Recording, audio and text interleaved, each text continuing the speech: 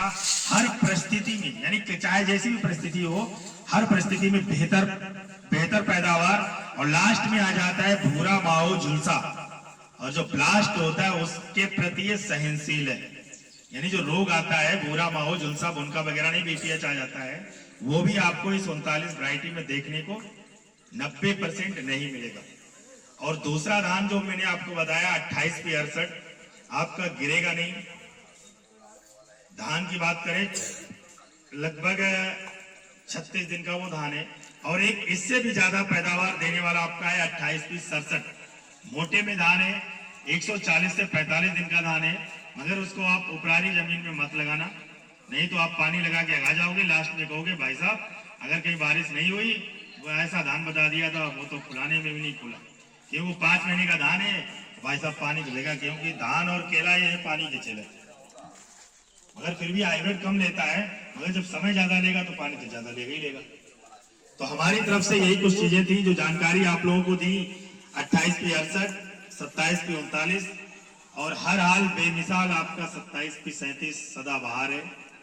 Pioneer company की अगर बात करें, आज 2026 में 100 वर्ष कंप्लीट कर चुकी है पूरे विश्व में। यानी अगर पूरे विश्व की बात की जाए तो 100 वर्ष कंप्लीट कर चुकी है, इतनी कोई पुरानी कंपनी आपके बीच में नहीं है। सिर्फ धान, मक्का, बाजरा और सरसों बनाती है। 5वां इसका कोई बीज नहीं। अगर आपसे कहते हैं उर्द, मूंग या गेहूं है, तो भाई साहब गलत फहमी में मत रहना। दुकान खोल ली, कल का भरोसा नहीं उसका, वहां से बीज ले आए तो पता चलेगा क्या कि लास्ट में कि उसकी तो दुकान ही बंद हो गई, उसकी तो लाइसेंस ही नहीं है। अगर आप बीज लेकर के आए, कहीं समस्या हो गई, आपके बीज में जर्मिनेशन नहीं हुआ, जब उसकी लाइसेंस नहीं है तो क्या करोगे जाके, किसकी FIR करोगे? गवर्नमेंट भी अगर ऑप्शन लेगी, अगर FIR नहीं है तो उसकी लाइसेंस नहीं है तो कुछ नहीं करेगी वो भी, तो आप फंस जाओगे।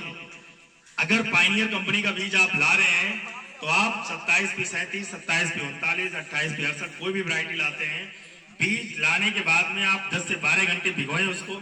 10 से 12 घंटे भिगोने के बाद में टाट के फट्टे में लपेट के रखिएगा 10 से 12 घंटे, जब तक बीज का अंकुरित आपका यानी 70 से 80% नहीं हो जाए। यानी 80% जब बीज आपका अंकुरित यानी अफवाह दे जाए, तभी आप उस खेत में उसको डालिएगा। अन्यथा आप डालने के बाद में अगर पता चला 40%, 50% अंकुरित हुआ है और आप खेत में डाल देते हैं, बीज में अगर किसी प्रकार की दिक्कत आती है, तो फिर आज के समय में कोई ऐसी मशीन नहीं बनी है जो हम आपको चेक करके बता सके कि इसमें बीज की गलती है कि आपकी गलती है। गलत तो नहीं कह रहा हूं। अगर आपका बीज अंकुरित नहीं हो रहा है, आप हमें संपर्क करें, या जहां से लेकर के आए जिस दुकानदार से, आप वहां पे जाएंगे तो दुकानदार तुरंत हमें कॉल करेगा कि ऐसी ऐसी समस्या है, हम आपको तुरंत दूसरा बीज दिलाएंगे, अगर आपका 30 से 40% ही बीज का अंकुरित हुआ है। कैसा रहेगा? तो हमारी तरफ से यही कुछ जानकारी थी जो मैंने आप लोगों को दी। और अगर कोई जानकारी आप लोग पूछना चाह रहे हो, जानना चाह रहे हो, तो बिल्कुल पूछ सकते हो बेझिझक। भाई कुलदीप, वो दे देना पोस्टर वगैरह।